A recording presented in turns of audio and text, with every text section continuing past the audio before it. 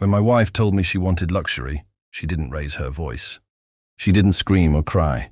She simply looked at our small apartment, the peeling paint, the second-hand sofa, the ticking clock I bought from a street market, and sighed, as if she had already made peace with leaving me behind. "Arjun," she said quietly, folding her arms, "love doesn't pay bills."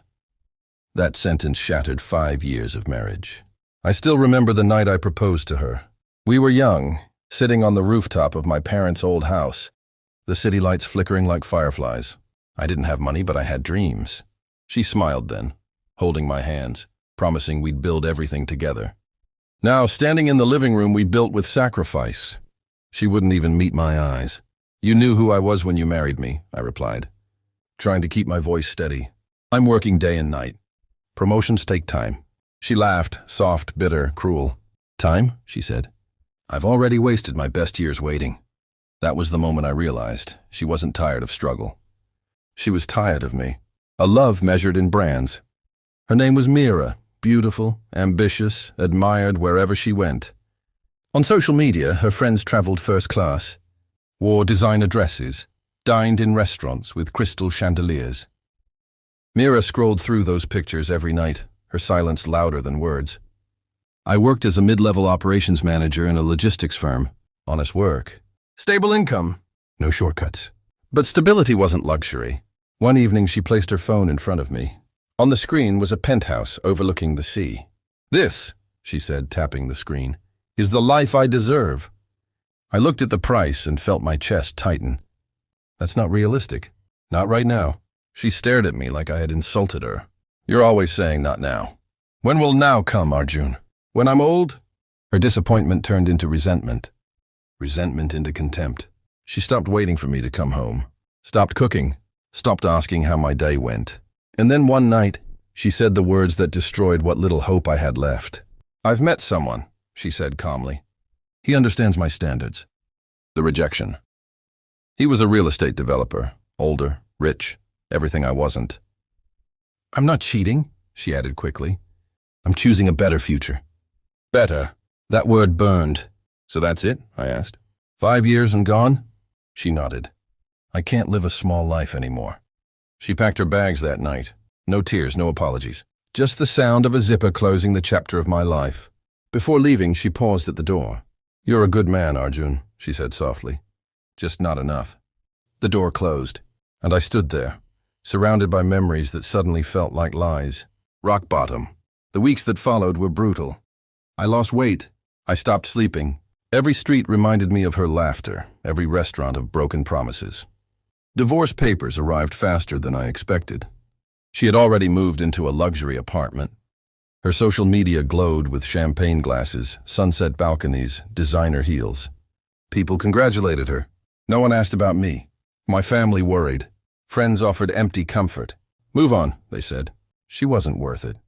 But how do you erase 5 years of loving someone? One night, sitting alone in the dark, I stared at my reflection in the black screen of my phone. A man rejected for being poor. A husband discarded like an old coat.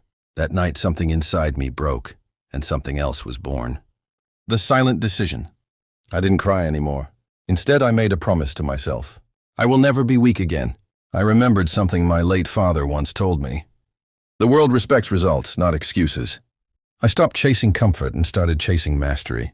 I studied business models at night, learned investments, understood logistics at a level no one else cared to. At work, while others complained, I solved problems no one wanted. I saved the company millions without asking for recognition. And quietly, someone noticed.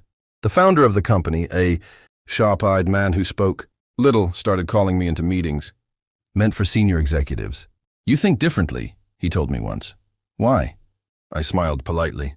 "Because I've lost everything once. I won't lose again. The first step toward everything." Months later, I signed my first major profit-sharing deal.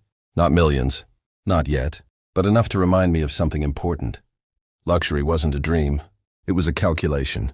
Mira thought she rejected a man who would always stay small. She didn't know she had walked away right before my rise.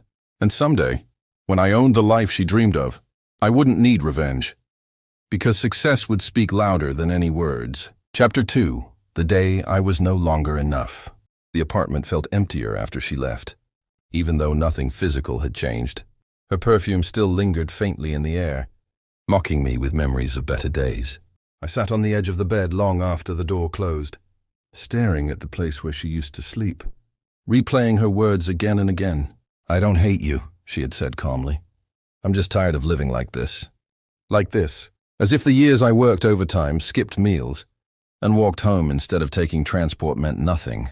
As if love was supposed to shine brighter than the marble floor she envied on social media. The next morning, reality hit harder. Her side of the closet was empty. Her name was gone from our shared account. Even the framed wedding photo on the wall was missing. Only a pale rectangle remained like a scar. I went to work on autopilot. The office didn't care that my marriage had collapsed. The emails still piled up. The deadline still screamed. My manager still looked at me with disappointment, as if poverty itself was a personal failure. During lunch break, I opened my phone. Her post was already trending among our mutual circle. A photo of her in a luxury cafe. Crystal chandelier, gold-rimmed tableware. And beside her, him, her ex.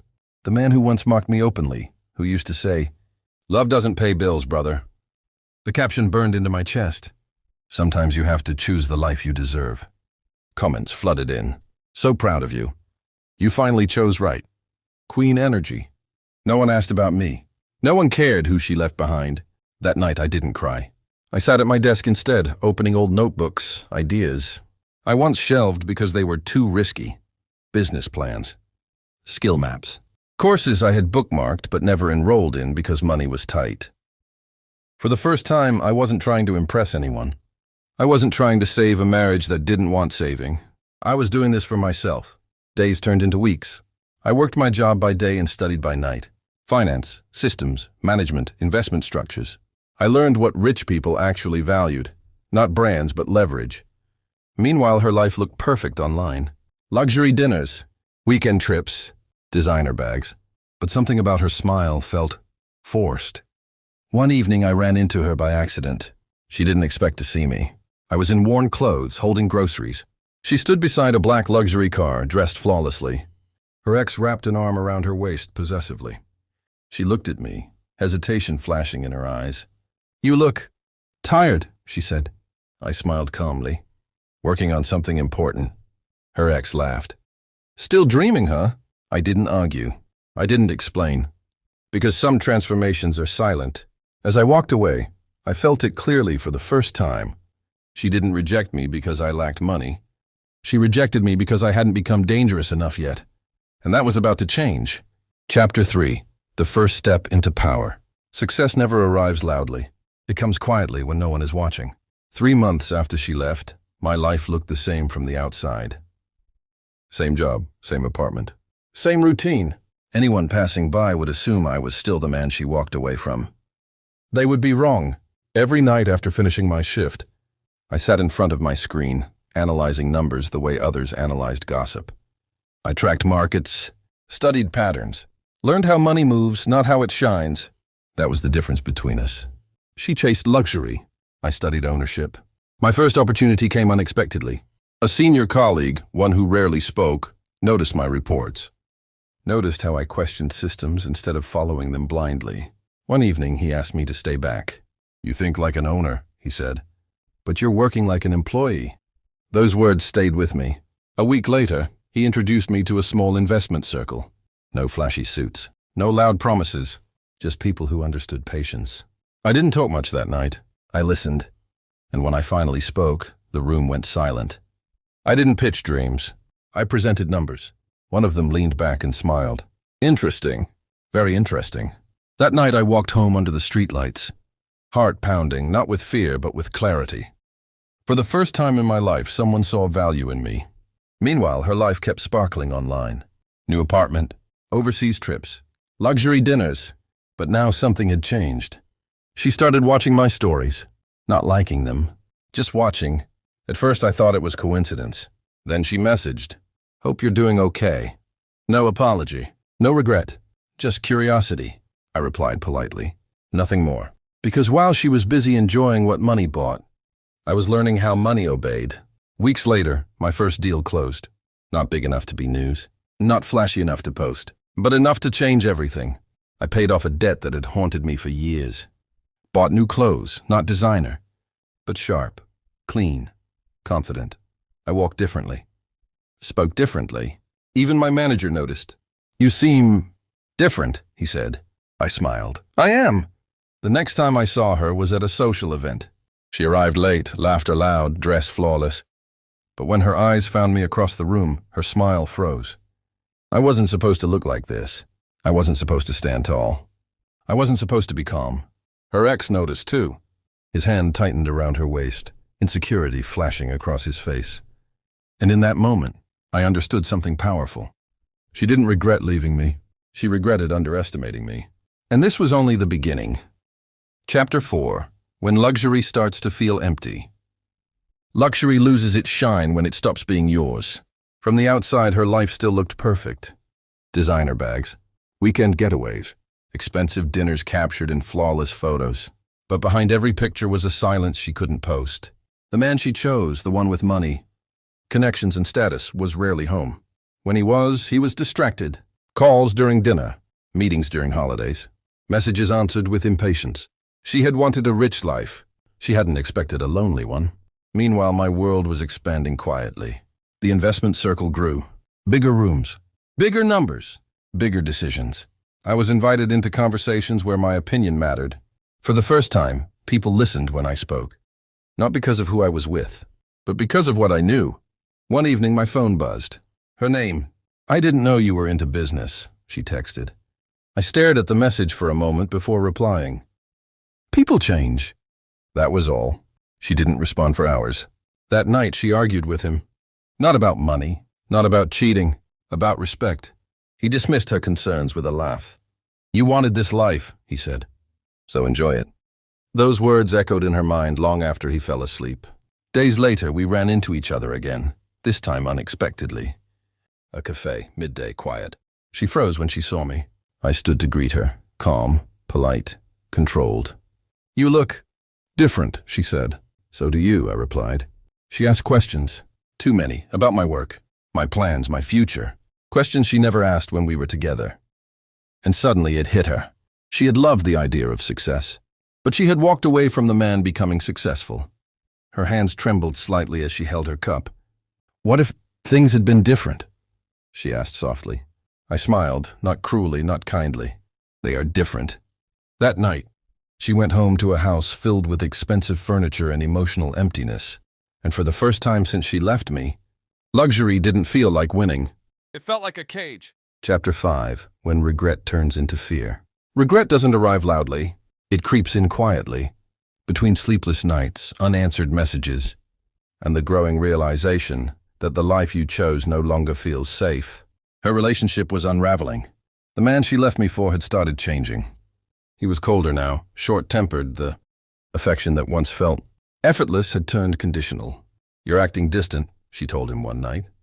He didn't look up from his phone. "You wanted luxury," he said flatly, "not romance." That sentence cut deeper than any argument. Meanwhile, my name started appearing in places she never expected. Business articles, conference banners. A panel discussion streamed online. She watched one of my interviews late at night. I spoke calmly, confidently, not bragging, just clear about my vision. She paused the video and whispered, "That should have been my life." The next morning, she finally sent the message she had been holding back. "Can we talk?" Just once. I didn't respond immediately, not out of cruelty, but because I no longer felt the urgency I once did. Hours passed. Then another message. "I made a mistake." Those words used to be everything I wanted to hear. Now they sounded small. When I finally replied, it was brief. "Me, about what?" She didn't expect that. She typed, deleted, typed again. "About leaving you. About choosing money over you." I stared at the screen. I remembered the night she walked away without looking back. The way she said, "I need more from life." I replied with honesty. "Me, you got what you asked for." She didn't argue, because deep down, she knew it was true. That night, her partner came home angry. A deal had fallen through. He blamed her mood, her questions, her presence. "You're not grateful enough," he snapped. She realized something terrifying in that moment. If he lost everything, she would lose him too. Love hadn't protected her. Money hadn't protected her. And the man who once would have protected her had moved on. For the first time since she left me, fear replaced regret. Because she finally understood. I wasn't waiting anymore. Chapter 6. When she tried to return. She didn't plan it. Desperation never does. The night her world finally cracked, she stood alone in a luxury apartment that no longer felt safe. Her partner had left after another argument, this time without promises, without apologies. Only silence remained. That's when she searched my name again. Everywhere she looked, I was rising. A new company acquisition, a charity foundation launch, an invitation-only business gala. And then she saw it, my name listed as guest of honor. She stared at the screen for a long time before whispering, "I have to see him." The gala was everything she once dreamed of. Glass chandeliers, tailored suits, quiet confidence filling the room. She arrived late, not because she wanted attention, but because she was afraid. She saw me across the hall. I was surrounded by people who respected me not because of money, but because of what I built. When our eyes met, her breath caught. I didn't smile. I didn't frown. I simply acknowledged her existence the way one does with a distant memory.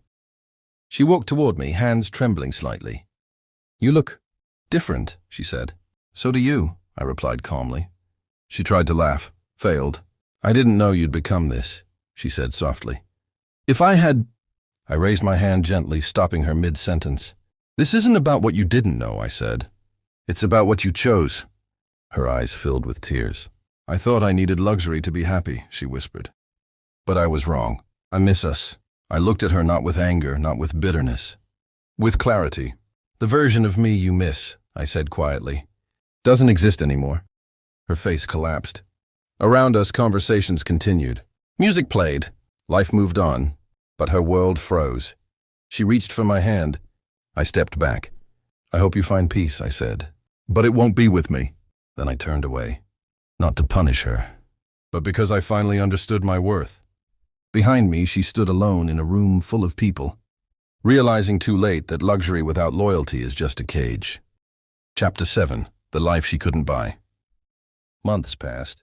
The city kept moving, headlines kept changing, but one thing stayed constant. My life grew quieter, stronger, fuller. I bought the life she once dreamed of, not to prove her wrong, not to make her regret, but because I finally could. A modern home overlooking the city skyline. Morning sunlight instead of arguments. Evenings filled with peace, not pressure. Luxury no longer defined me. Freedom did. One afternoon, I received a message from an unknown number. "I heard you're doing well. I'm happy for you." No apology. No excuses. Just words written too late. I stared at the screen, then locked my phone and walked outside. There was someone waiting for me. Someone who never asked me to become more than I was, yet inspired me to grow. She smiled when she saw me, not impressed by what I owned, not dazzled by status. She saw me. As we walked together hand in hand, I finally understood the truth she never did. Luxury fades, status shifts. Money moves, but respect, loyalty, and peace? Those are priceless. Far away, she still chased comfort, always afraid of losing it again. Meanwhile, I had already won. Not by buying the life she wanted, but by building the life I deserved. And that was something she could never take from me.